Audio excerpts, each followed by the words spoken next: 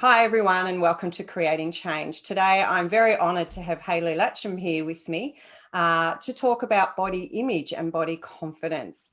And for those of you that don't know me, my name is Christy Roberts. I'm a mindset and results coach and a self-directed healing practitioner and also the founder of Creating Change.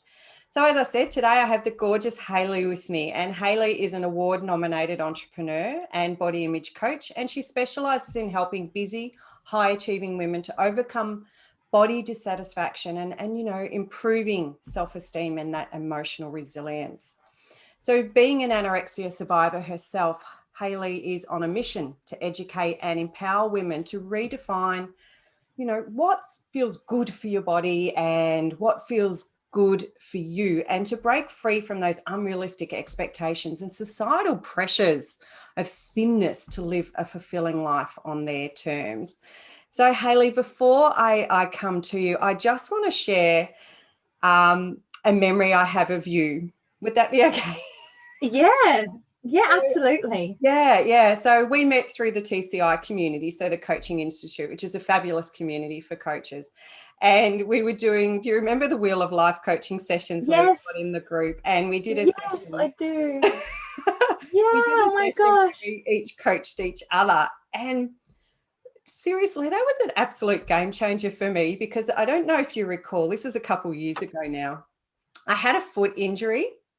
And that was my excuse because I couldn't exercise. And I remember. Oh my God, your personal training experience was second to none. Like, you gave me all these strategies and like I had a whole list of resistance things and different ideas and different thinking that I could work on. So that still holds me in good stead today. So I just want to thank you for that. Oh, wow. You're so welcome. And it's phenomenal to hear how this is helping you like today. That's absolutely amazing. You're still going back to that and using it. Thank you for sharing. And actually there was another tip you gave me, and it was putting a chart on my fridge. So breaking it down into little 15-minute chunks. And my goal was 2 hours, and I could, so gardening and walking and all the different things, and just add them up, rather than I have to exercise 4 times a week for an hour. Yeah, I broke, and I still use that today, and I share that with my clients as well. So. Oh, awesome. Great to hear you're paying it forward as well. Oh, absolutely. So it's just so wonderful to have you here today. And I just want to just pass over to you. And so can you tell me a bit more about the work that you're doing and, what's led you to where you are today? So I'll start with the work that I'm doing.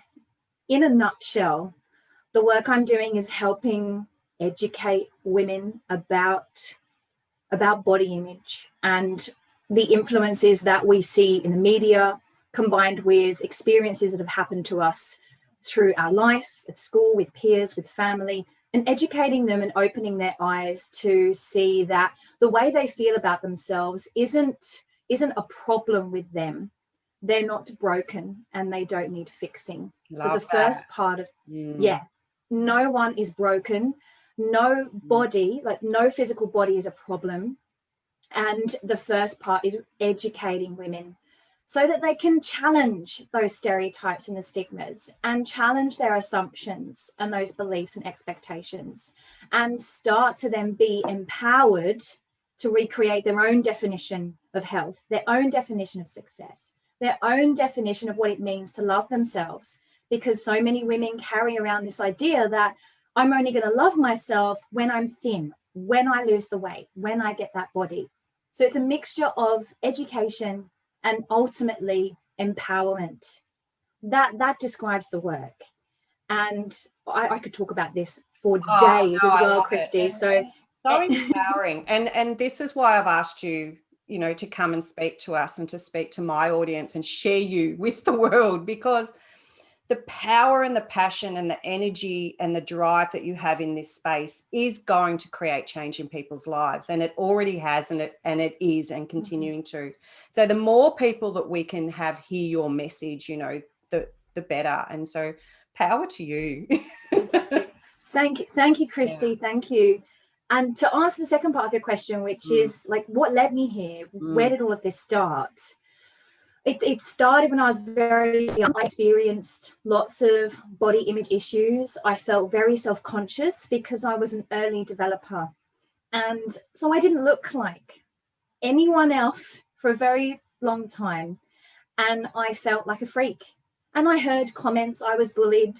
And then as I got into my teens and really started to change a lot, and my body really started to change, I just felt so much pressure. And constantly around me was seeing images of perfect, thin, willowy girls and women. Like the size 0 was a thing, the wayfish look, heroin chic, that look was a thing. And I here I was, average height, with quite stocky, muscular legs. I've got a pretty athletic build, which is it's how my body is. It's the way that it is.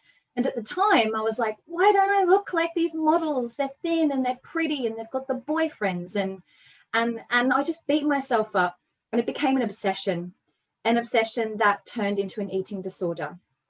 And I kept this hidden for about 20 years. I didn't tell anybody.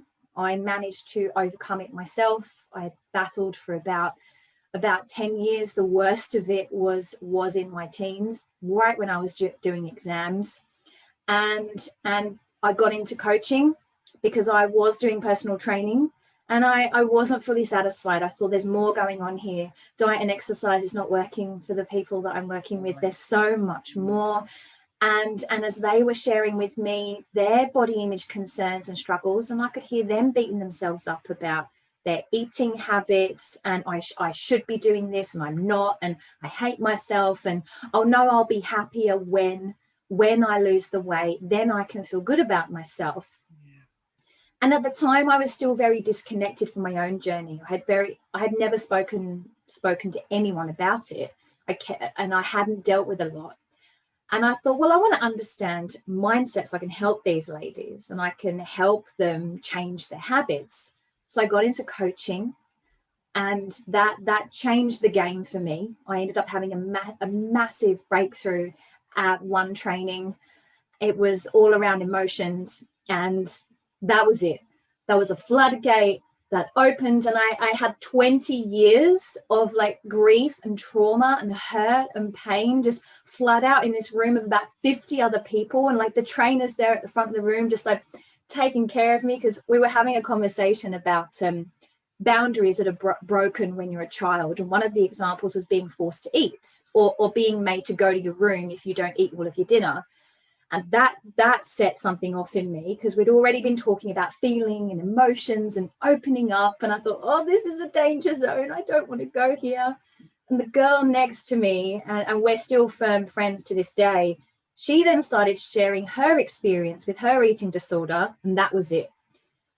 I couldn't keep it secret anymore. I couldn't hold it in anymore. And after that point, because my biggest fear did not come true. My biggest fear was that I would be judged to be less of a person, and that I would be rejected. And the opposite happened. I had people coming to me saying how brave I was, and they just loved seeing me that vulnerable, because it gave them permission. I had people coming up to me saying, oh my God, would you think about helping me with my body image issues? And I had all these people starting to come, and I thought, I've got to do a bit of work myself first of all. And then I felt like, hey, this is a really important space, and I'm actually quite passionate about this. I never realized until getting coached on my own journey. I had to get coached and go back in time and understand, how the hell did I get through that with no help? Because I still have memories that are fuzzy, that I've lost. There's that whole era of my life, my teens, is very foggy. So I've gone back to reclaim that. And as I've been learning, I've been able to pass it on to my clients. And it got to a point last year, I ended up doing a talk at a women's expo, and I had such amazing feedback. I thought, this is it. I'm going for this. This is actually my mission. I've been lost for so long. And I thought, this is it. It's body image, it's body confidence. I see how much it holds women back, and I want them to be able to be all of them and say yes to all opportunities in life. And that's what has led me to this work. Yeah, and not have that fear and the mask that we put on. It's just such a powerful story. So I'm really grateful that you shared that, and I think it's going to resonate with a lot of people. And I don't even think it matters what the eating disorder is. No. like for No, you. it doesn't. Yeah, the anorexia, and I have another friend who's doing similar work, and she had bulimia, and it's just it's just so powerful, and it's just such important work, and to be seen and to be witnessed and to be accepted is magic, isn't it? Yeah. Yeah. And I can see your passion and your drive. And I started the Coaching Institute just before you, and I actually remember you having that epiphany. I remember you coming on and you did a live in the members group, and it was so powerful, and it was just like, wow. I'm like, wow. Look was my out, breakthrough Hayley has moment. arrived.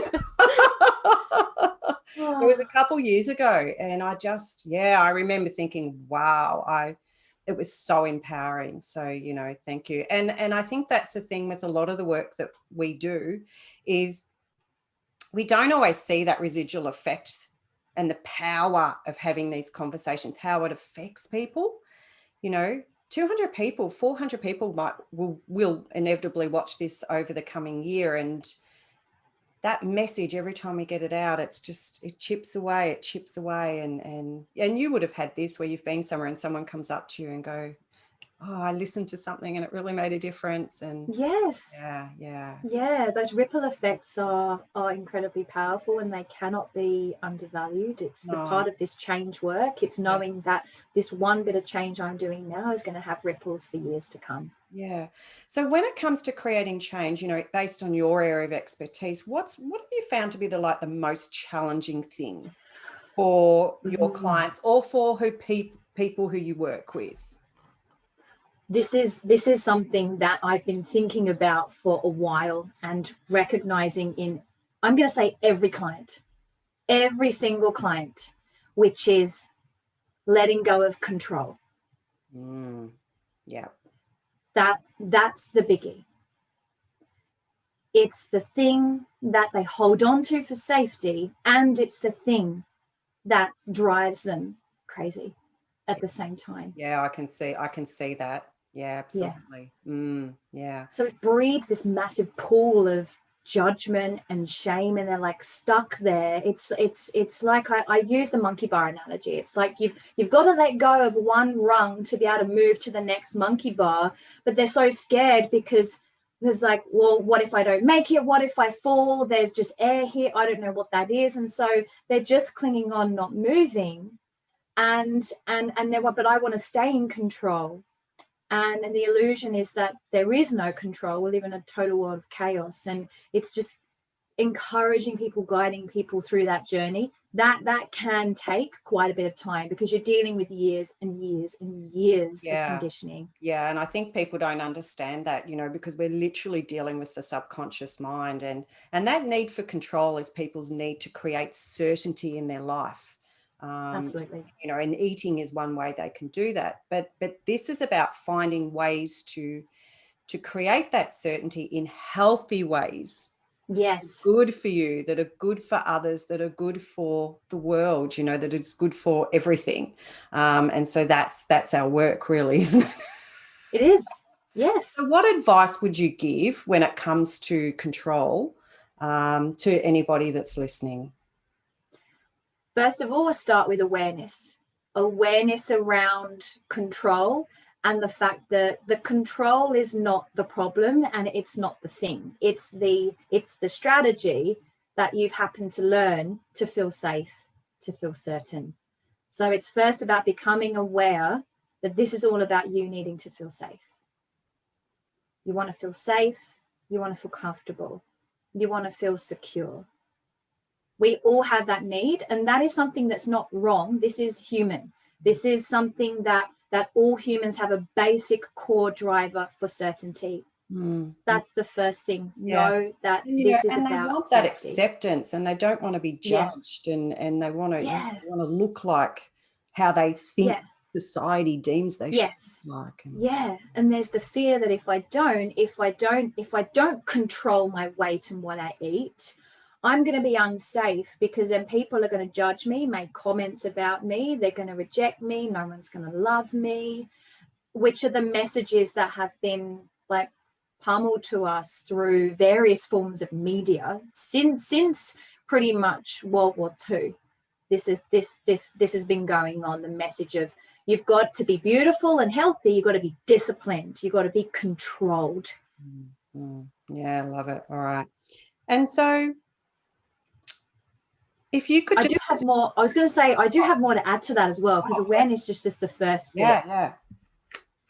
So awareness is that first bit, because then with that awareness, you open yourself up to acknowledging that this is what I'm doing. I can acknowledge that, yeah, this is actually about me needing to feel safe.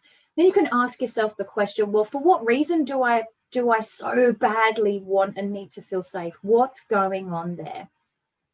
What am I scared of? What am I scared of? If I let go of control, what do I fear would happen? And then ask yourself, well, if I don't let go of control, what's not going to happen? What am I going to miss out on? So start to really understand through these reflection questions, very powerful questions, that then changes your neurology around your thinking of control. So changing your neurology around control.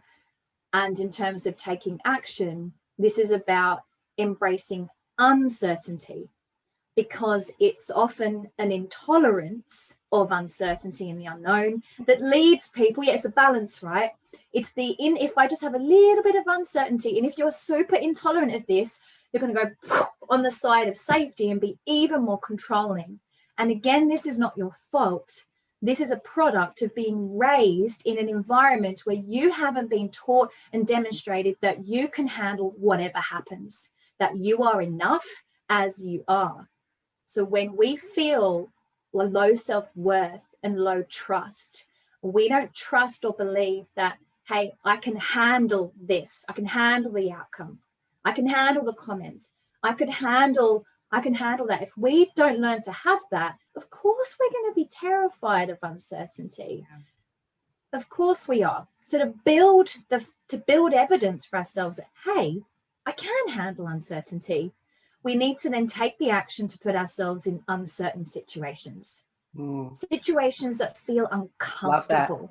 Yes, situations that kind of make you squirm, but at the same time, but if I do this, I'm going to feel so good. It's that kind of discomfort and uncertainty. Yeah. Trying new things, putting yourself out there, saying yes to things that you normally say no to, and then celebrating the heck out of yourself for doing that. That bit is so important. You must champion yourself every time you take action into the unknown and into the uncertainty, because that's the only way you're building that evidence. And your brain goes, yeah, I really love how this feels right now, and you're celebrating me, and I'm going to attach this good feeling to saying yes to uncertainty and risks and discomfort. This feels good. We got to do that over and over again, little steps, building it up. That is the process I have found to be most successful for letting go of control. Yeah, and I use pretty much the same process. Like, it's just about expanding that comfort zone, because that's where the magic happens. When you can get into that learning and growth zone and just out of your comfort zone and just push those boundaries, your world gets bigger. The world gets bigger as you can expand that comfort zone. So I imagine on your journey, you've learned quite a lot along the way. Yeah. Hell yeah. So if you could just choose one or two key tips or strategies that you'd like to share today about creating a better life for yourself, what would you like to share? I'm going to go with my number one, which has made the biggest change, not only in my life, in my clients' lives, because they message me about it all the time. They're like, Hayley, this has been amazing. Oh my God. And it's all around feeling your emotions. It's all around being with the discomfort and the unpleasantness of emotions that you might not necessarily like. Sadness, loneliness, unworthiness, frustration, anger, anxiety, worry. When we can learn to be with and breathe through these emotions, knowing that they're okay, they're natural. Of course. They're natural. You're talking my language. They have a purpose. They have a purpose. Our emotions is our body's language to It's say, how our body hey, talks to us. yes, We it need to is. listen. Yeah, it is. Mm. And for us to do things differently, which is ultimately like the end result of change is I do something different. We first need to be with the stuff that's going on inside and learn to get along with, accept, be present to the feelings, all the feelings. 100%. And this can be done really, yeah. And Yeah. it can be done really simply. It can be done simply through pausing, closing your eyes, breathing, simply breathing and just experiencing it. Experience the full brunt of the emotion and just breathe through it. Tell yourself you're there for yourself. I'm okay. Okay, I feel upset. That's okay. Just keep breathing. I'm upset. I feel upset right now. That's okay. And that's the key thing. I always say to my clients, rather than say I am worried, or I am upset, or I am sad, what is linguistically more powerful is to say I feel, because then you become that beautiful, compassionate observer of those emotions. You create that space for your body to then just feel, instead of associating into them and identifying them and say, I'm such a sad person, or I'm such an anxious person. So yeah, tell yourself like, okay, I feel sad. That's okay. That's okay to feel sad. I'm okay to feel sad. I'm just going to breathe. And it's as simple as that. It is a muscle. It does need to be built. This is my number one. When we can change the way we respond to and react to our emotions, we literally change our behavior. We change what happens next. And if creating change is all about doing things differently, for us to do things differently, we've got to harness a much more accepting, resourceful, empowered relationship with our emotions, because it's our feelings which drive our actions. Yeah, I couldn't agree more. I mean, as a self-directed healing practitioner, this is my world. And, you know, even to take that a step further, it's notice that a lot of people are so disconnected from their emotions. So it's like, well, what sensation are you feeling? Have you just gone sweaty? You know, Yeah. is your heart Yeah. racing? So even just to begin, if you're not connecting with a specific emotion, connect with a sensation or a feeling. It doesn't matter. It's like, okay, yes, accept that you're feeling it, because of course you're feeling it. It's there for a reason. You don't have to logic it and make sense. Just allow yourself to be what you need to be. Feel it. Where is it in your body? And I get my clients to actually go to that place in their body and turn it up, like really feel it, allow it in, because what happens is energetically, the science behind the energy is it will shift. Yeah. Emotions are fleeting in nature, but when we don't process our emotions and they get trapped inside us, they become moods. And it's the moods that lead to the longer term issues. Yes, Yeah. 100%. I love what you said there, Christy. And that's an important message for people who are disconnected and say, well, or I've even had people say, I don't want to go there. I don't want to feel that stuff. Then a first great step, absolutely. Okay, well, what's the actual literal sensation in your body? Because that's still your body's language. It's still your body's wisdom. It's your body speaking for a reason. And you know what I say to the clients that don't want to do it? If you don't want to do something, that means you have to do it. Great message. Yes. Because what's in the way is the way. And I'm going to say that again. What's in the way is the way. So if you don't want to do it, or if you can't stop something, all the more reason to stop it or to do it. Yeah. So that's the minute I get someone that can't stop doing something, like can't stop their morning coffee, if that's what they're aspiring to, or smoking or whatever, or, you know, doesn't want to go into emotions or doesn't want to do something, gets the block, I'm like, that means you have to do it. You have to do it. Yeah. So is there anything else that you wanted to share? Any other tips? I think in terms of, I think this is less of a, actually, tips, because I'm thinking I'd love to share some other messages as well. I think please, just the floor's yours. I think I have got another tip. So this tip is how to deal with judgment, how to deal with your inner critic, how to deal with the shoulda, woulda, coulda, should. I say to my clients, you're shooting yourself in the foot. I love that. And it's all from judgment.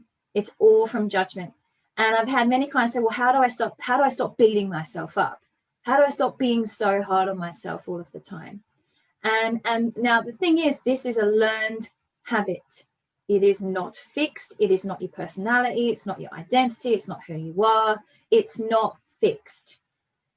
It doesn't mean that you're wrong. It doesn't mean there's something wrong with you. It is a learned habit, which happens growing up in an environment. You see lots of judgmental behavior going on around you. The antidote to judgment is acceptance. Practice more acceptance. There are so many ways you can do this. And what's coming to mind for me right now is a specific example of something I did with a client the other day who was hating on the voice in her head that was saying, you should be doing better. You should be better at this by now. So her response to that voice was her learned habit: judge, criticize, hate. I hate you. She kept saying to me, I hate that part of myself. And I said, that's the problem. You need to accept it. And I got her to try it on. I said, try it on. Try it on. There's no harm in giving it a go. How does it feel if you be accepting of that voice? I said, try it on. Give it a go. See what happens. There's nothing for you to lose, because isn't it right that judging yourself is feeling pretty crap? And she's like, yep, I don't want to do that anymore. I said, so accept. And what was coming up for her was this fear of, if I accept that voice, it's going to take over, and then I'm just going to keep doing these bad things to myself. I said, how do you know that? You haven't even given it a go yet. How do you know that? I said, okay.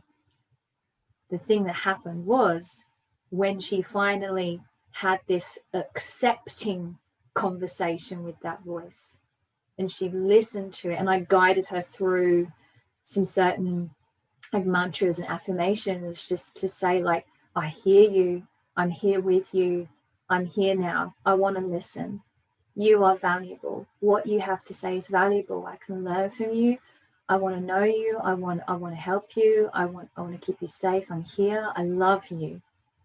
What happened was, she came to a sense of peace and love, which is the thing she thought she wasn't going to get if she didn't hate on the voice. She was like, if I don't hate on the voice, I'm not going to get that self-love. And I was like, let's just flip that for a second. And then she was like, oh my God, I feel this self-love. And I was like, see? Beautiful. Acceptance. With acceptance, judgment can't exist at the same time. It is impossible. So practice acceptance as much as you can. Accept the inner critic. Try it. Give it a go. I bet you'll be pleasantly surprised.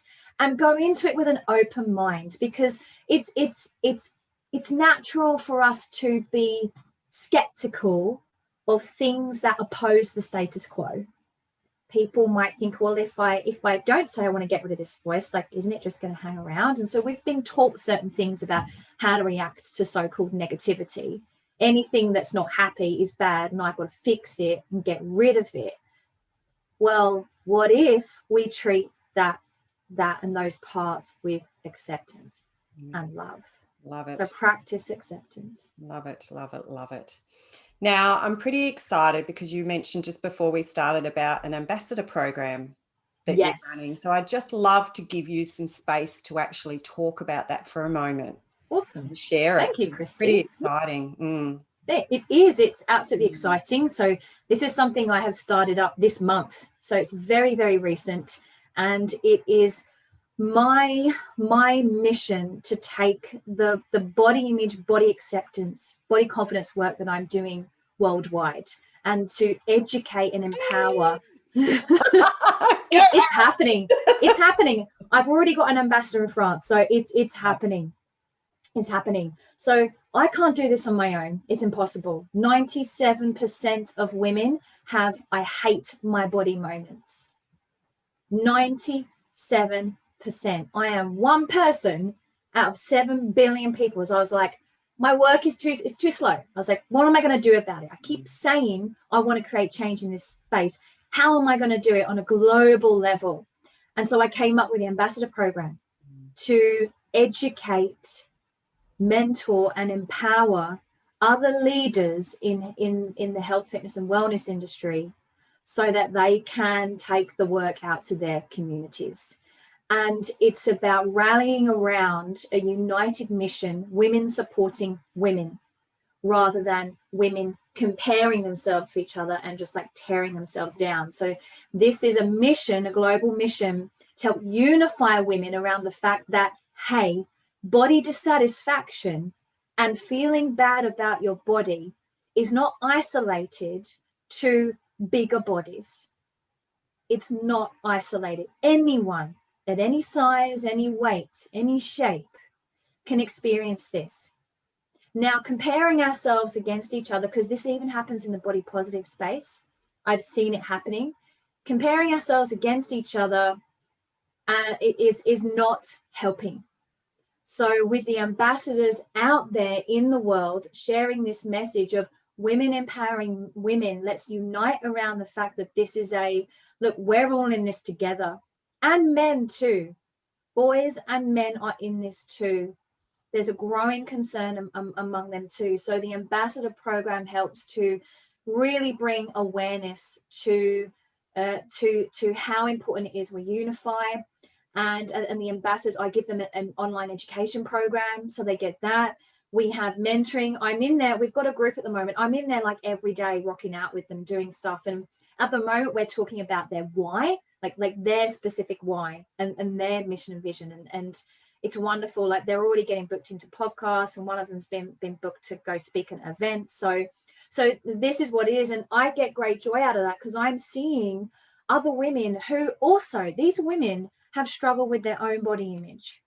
These women have struggled with disordered eating, have struggled with hating themselves for the way that they look. They are now becoming leaders to help walk alongside other women to accept themselves in the bodies that they're in, so they can go rock out and kick ass in other areas, because the world needs more female leaders. And this is really, right, little secret for you, Christy, a little bit of a live exclusive. And I can see I'm getting red from like how fired up I'm getting as well. Love it.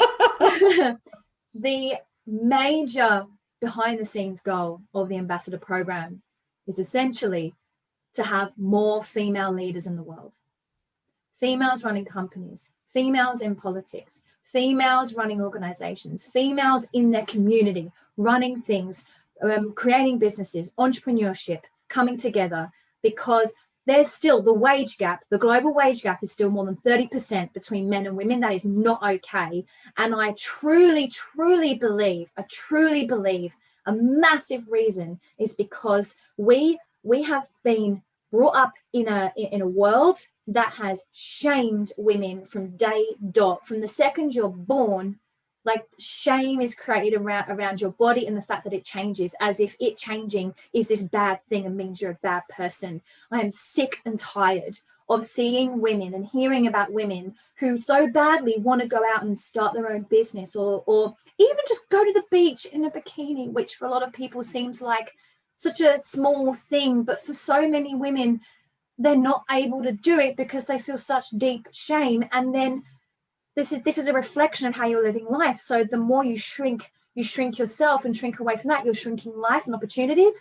And there's already great inequality in terms of, you know, female voices aren't out there representing and being heard and being a part of the decision-making process. And just to further evidence of this as well, of how great a change females can make, that women can make in leadership, is the countries who have done the most well, I don't know if that's right English, done the best in terms of dealing with COVID, are countries that are led by women leaders. I think Yeah, and I think there's so much to that conversation, which is a little bit off topic, but that gender equality piece is massive. And you probably don't know, but my last role was in local government, and I was actually working on the gender equality bill. And we were piloting analysis and programs to roll out into public sectors. So this became law in March I think it was March this year. Earlier this year, it became law. So this is actually going out, and it's about it's the unconscious bias. It's the way that we're actually treated differently, and what they're finding and what the research is leading to.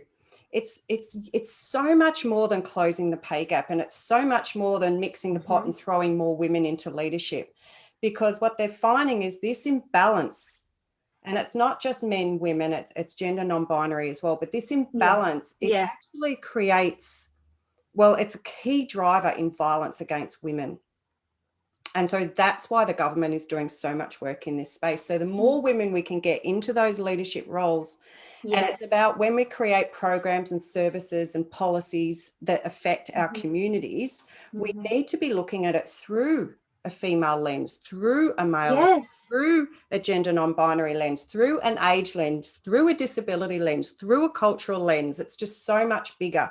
So I view it like equal employment opportunity expanding and evolving, you know. So there's so much work happening in that space, but we are years and years and years away. So I know, absolute hats off to you for getting into this space, because the more women that can find their voice and their body confidence and their leadership and lead the way and show the way by doing it, the more women will have the courage to look at people like us and go, oh, it's possible.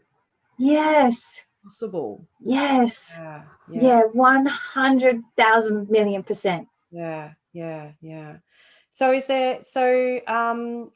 how do we get hold of you? Like, how do we, if we want to know more about your ambassador program, which I'm sure, you know, both of us will have viewers that would be interested in that for sure. You know, how do we get hold of you? If anyone is looking for other type of coaching, or like, you know, what's going on in your world, and what's the best way to get hold of you? So best way to get hold of me, if you've got like any personal questions, is so you can email me at Hayley@HayleyLatcham.com. Says my email address, and I might send that through to you if you want to add any links following up. So email me at Hayley@HayleyLatcham.com. You can ask me, we can actually book in a complimentary chat to talk about the ambassador program, to see it's just because I do, there is a selection process. I don't let just anyone into the ambassador program. You must be aligned with the values and the vision. You must believe in the principles of that all bodies are good bodies and deserve love and acceptance and appreciation, and to really want to get behind that and deliver that in your community. So we can get together, have a chat. So email me. You can also find me on Facebook. My Facebook business page is the Body Confidence Coach. You can message me on there as well. I've got more information about my ambassador program at the moment. I've got a post up with a link to the brochure that you can download for free. And again, we can have a chat. You can also reach out to me through my website, which is www.HayleyLatcham.com. And again, we'll throw that in the links for you. Yeah. That's got all the details about the programs that I offer. So I've got as well as the ambassadors, which is for other professionals and industry leaders. I also have my group online coaching program, which is the Body Confidence Academy. So I've got that. We've got one-on-one coaching with me. I work for people for 12 months, where we completely transform and revolutionize their whole relationship with their body, with food, with their health, with exercise, and you get unlimited support from me. I've got the online programs as well. You can just do yourself and educate yourself, and you still get to be in my community and hang out with us. So we've got those online programs. All information is on my website. And any other questions, please feel free to shoot them through to me.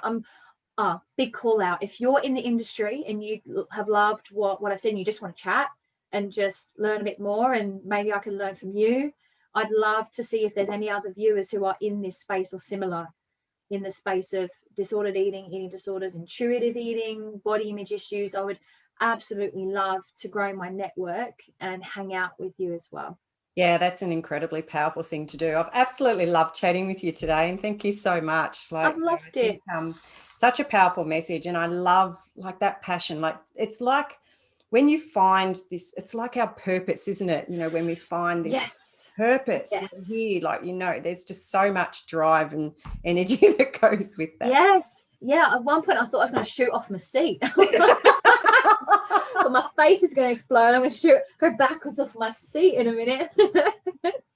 Yeah, I get it. Fires me up, Christy. Oh, no, I love it. I love it. I love it. I love it. Loving your work, loving what you're doing, and really looking forward to continuing to just watch you grow and grow, and the impact that you're going to have on the world and on all those women out there and men, you know, that need to hear this really, really powerful message, you know. And as you know, my business is all about human potential, living your ultimate life, being the best version of ourselves that we can be. And this is such a key integral aspect of that.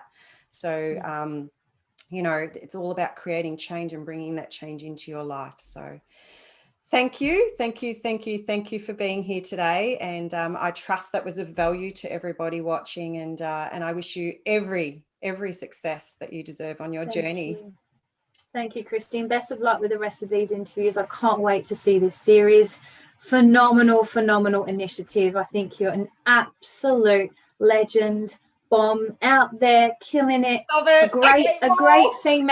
great female leader is how I see you. It's fantastic to see you stepping into so much more leadership. It really suits you. Thank you. Awesome. Bye.